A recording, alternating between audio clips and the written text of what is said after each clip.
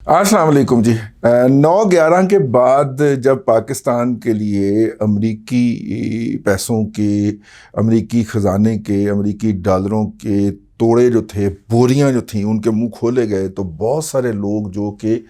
پاکستان کو چھوڑ کر ابینڈن کر کے جا کے امریکہ میں سیٹل ہو چکے تھے، وہ نئی اپرچونٹیز کی تلاش میں پاکستان واپس تشریف لانا شروع ہوئے۔ انگریزی کا محاورہ ہے دے فلاکڈ بیک، مطلب جس طرح وہ پرندوں کے پرے اترتے ہیں، جھنڈ کے جھنڈ اترتے ہیں، اس طرح وہ اترے اور آ کے انہوں نے اسلام آباد کے اندر ایک ایک گھر میں 4 NGOs بنا لی۔ اس کی وجہ یہ تھی کہ امریکنز کا خیال تھا، اور بلکہ اب بھی ان کا طریقہ کار یہ ہے کہ جو کام ماضی کے اندر پادری سے لیا جاتا تھا وہ کام اب NGOs کرتی ہیں۔ فکرے کے اندر میں نے تاریخ بند کر دی ہے، اس کو اسی طرح ہی دیکھا جائے۔ وہ NGOs آئیں اور محسن بیگ صاحب جو تھے وہ چونکہ میڈیا کا انہیں کچھ چسکا لگ گیا ہوا تھا، وہ بھی آئے اور انہوں نے ایک آن لائن نیوز ایجنسی جو تھی وہ متعارف کروائی۔ یہ وائر سروس ہے جو لوگوں کو خبریں فراہم کرتی ہے۔ محسن بیگ صاحب جو تھے وہ پہلا ان کا فلوک کہنا چاہیے وہ اس وقت لگا جب جیو ٹی وی کے اوپر وائس آف امریکہ جو تھا اس کے اس سے پروگرام نشر ہونا شروع ہوئے۔ پروگرام تیار کر کے وائس آف امریکہ دیتے تھے کیونکہ امریکنز کا خیال تھا کہ ان کا بیانیہ مؤثر طریقے سے پاکستان کے میڈیا پہ بیان نہیں ہوتا۔ پاکستان کا میڈیا اگر امریکہ کی فنڈنگ سے یا کسی اور اس طرح کی فنڈنگ سے لانچ ہوا ہو، لیکن الٹیمیٹلی اس وہاں پہ جو خبریں بنانے والے، کنٹینٹ پروڈیوس کرنے والے لوگ ہیں وہ تو لوکل ہوتے ہیں، تو لوکل ماحول سے بھی وہ متاثر ہوتے ہیں، اور اس بنیاد کے اوپر وہ صحیح پیور 100% بیانیہ نہیں بیان کرتے جو امریکنز چاہتے تھے کہ بیان کیا جائے۔ جس بیانیے کے مطابق ہر اونچی شلوار والا، ہر ٹوپی پہنے ہوئے، ہر ویسکوٹ پہنے ہوئے شخص جو ہے وہ غدار ہوتا ہے، وہ دہشت گرد ہوتا ہے۔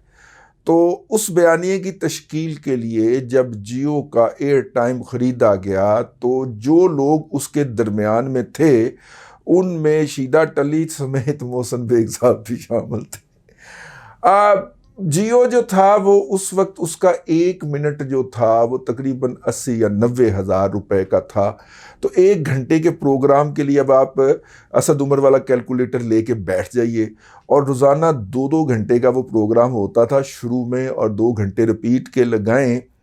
تو اس سے آپ اندازہ کر لیں کہ روزانہ کروڑوں روپیہ جو تھا وہ امریکنز جو تھے وہ جیو کو ادا کرتے تھے، لیکن وہ سارے کا سارا جیو کے پاس نہیں جاتا تھا۔ وہ جو تقسیم ہوتی تھی ایمانداری سے، وہ کہا جاتا ہے مبینہ طور پہ کہ وہ موصوف بھی اس کے اندر شامل رہے۔ جب 2008 کے اندر بش ایٹ وار کتاب لکھی گئی، وہ جو جرنلسٹ تھا اس نے لکھی اور اس کے اندر اس نے ڈکلیئر کر دیا کہ جناب ہمیں افغانستان میں شکست ہو چکی ہے، تو پھر وہ NGOs جو تھیں وہ سمٹ کے جانا شروع ہوئیں۔ کئی جو لوگ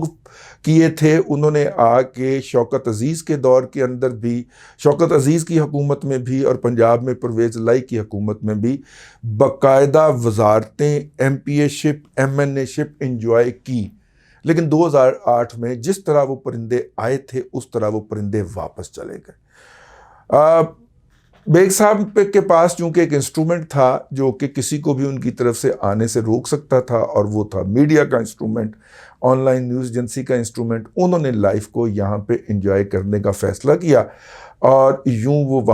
یہاں پہ حکومتوں کے ناقدین کے طور پہ سامنے آئے۔ جب وہ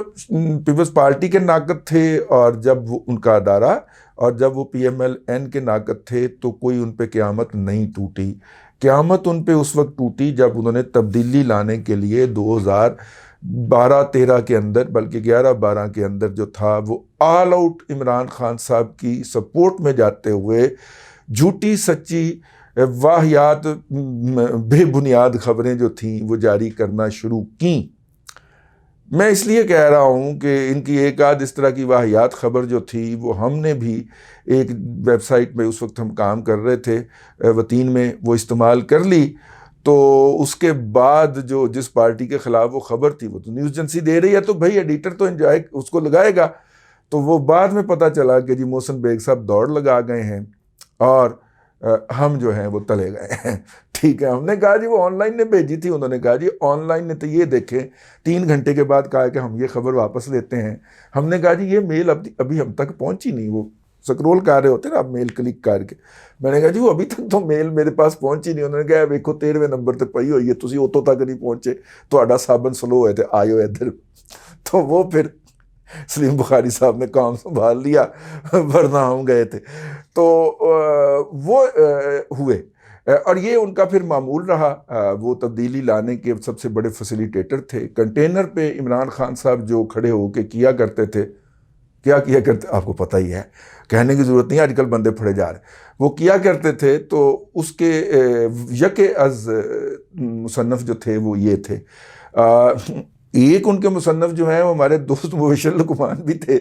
تو ان کے ساتھ تو بہت شروع میں ہو گئی تھی۔ تو محسن بیگ صاحب جو ہیں ان کے ساتھ جو ہے ان کی 2 نسلوں کے ساتھ ہو رہا ہے جی، ان کے بیٹے کو بھی گرفتار کرنے پہنچے ہیں۔ صبح جب ان کو گرفتار کرنے گھر پہ گئے تو بیٹے نے، ظاہر ہے بیٹے کے سامنے باپ کو اٹھایا جاتا ہے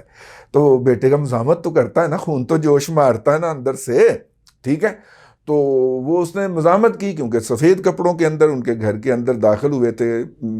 اور اس نے جب اپنے باپ کو مزاحمت کی تو اس کو کوٹ پڑ گئی اور اب وہ زخمی ہے۔ لیکن اب اینٹی ٹیررسٹ پولیس جو ہے وہ پہنچی ہے ان کے گھر میں کہ اس بچے کو گرفتار کیا جائے۔ تو بیگ صاحب جو تھے وہ لکھ کے دیا کرتے تھے، مطلب طیارے کے اندر ان کی ایک سیٹ مخصوص ہوتی تھی، یہ سارا کچھ ہوتا تھا۔ تو پھر یاد کریں خاکسار کا قول کہ جس نے رتی برابر بھی اس کے اوپر زندگی میں کبھی احسان کیا ہے، یہ اس کو گلیوں میں ذلیل کیے بغیر نہیں چھوڑے گا، ٹھیک ہے۔ تو محسن بیگ صاحب کے چونکہ احسانات زیادہ ہیں جناب عمران خان صاحب کی ذات والا بابرکات کے اوپر، تو لہذا ضلالت کے اندر بھی ان کا حصہ جو ہے وہ زیادہ ٹھہرا، تو اس لیے ان کی 2 نسلوں تک یہ حصہ پہنچایا جائے گا۔ انہوں نے پچھلے دنوں ایک پروگرام میں بیٹھ کے، جس کے اندر جنرل شعیب صاحب بھی بیٹھے ہوئے تھے اور افتخار احمد صاحب جو تھے وہ بھی تھے، تو انہوں نے صرف اتنا کہا، میں دہرا دیں، نہیں تو پتہ ہی جو کیا نا انہوں نے، میں تو صرف انہوں نے صرف یہ کہا تھا، انہوں نے کوئی گندی بات نہیں کی تھی، انہوں نے کوئی گالی نہیں کہی تھی، انہوں نے صرف ایک کتاب کسی کا حوالہ دیا تھا، وہ کسی خاتون نے لکھی، سانو کی پتہ کن نے لکھی، ٹھیک ہے، اس کا کوئی حوالہ دیا تھا کہ جناب اس کے اندر لکھا ہوا ہے۔ ظاہر ہے کہ اس کے بعد جو تھا جس طرح وہ واقعہ ایک پروگرام میں تھا، نیوز 1 کی اتنی ویورشپ بھی نہیں ہے، ظاہر ہے وہ جیو تو نہیں ہے، تو وہ ایشو دب جانا تھا جی۔ غریدہ فروغی کا پروگرام بھی کافی ڈاؤن جا رہا ہے وہاں پہ،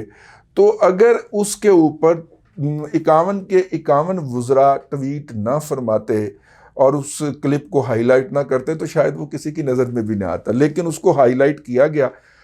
اس کے اندر جو تھا وہ ظاہر ہے کہ کچھ ایسی باتیں کہیں گئی ہیں جو کہ بیان نہیں کی جا سکتی، میں آپ چکے جانا ہے۔ تو وہ جناب مجھے پہلے ہی دوست کہہ رہے ہیں کہ تو ادھر ادھر ہو جا،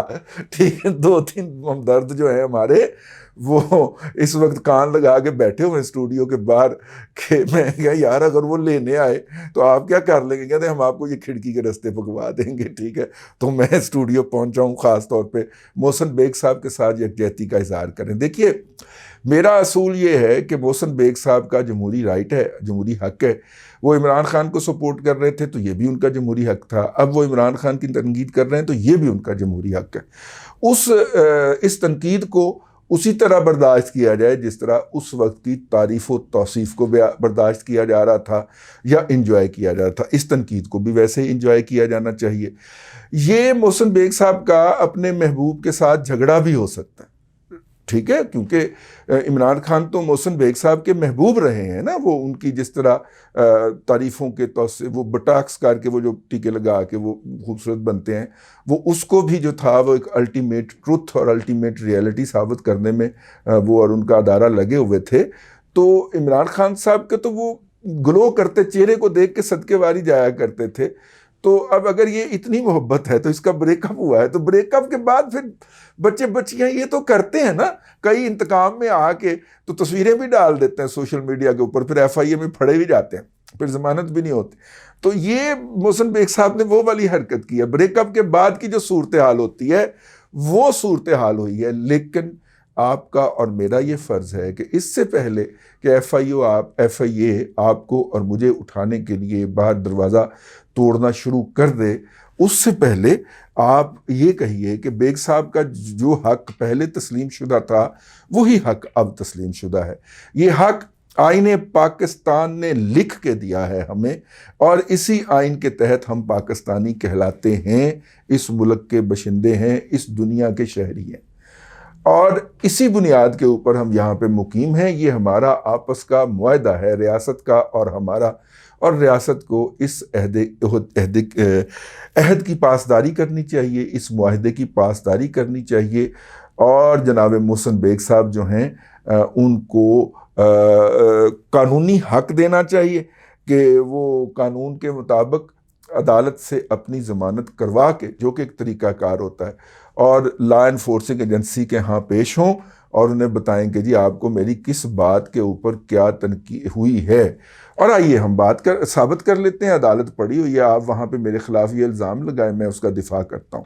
لیکن اس طرح ہیوملیٹڈ طریقے سے گرفتار کرنا، اور گرفتاری سے پہلے اگر آپ کو میں بتاؤں تو 3 دن پہلے ان کے گھر کی گیس، بجلی اور لینڈ لائن کاٹ دی گئی تھی. تو یہ بھی ایک بہرحال بریک اپ ہوا ہے نا جی، پھر بریک اپ کے بعد ایسے تو ہوتا ہی ہے. تو بہرحال ہمارا یہ مطالبہ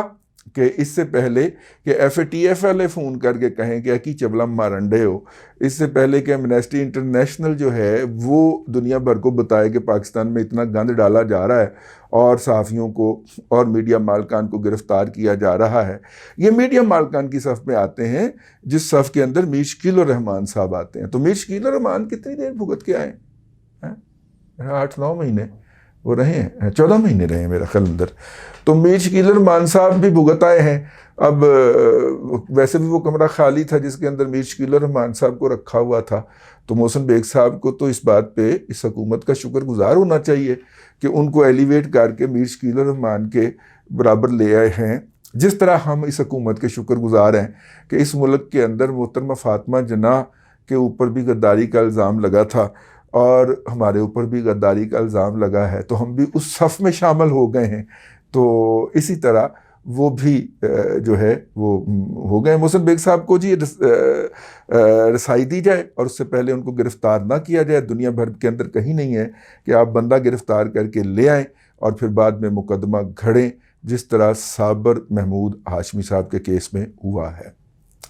اب تک کے لیے اتنا ہی. اللہ آپ کو آسانیاں عطا کرے اور آسانیاں خلق خدا میں تقسیم کرنے کی توفیق عطا کرے.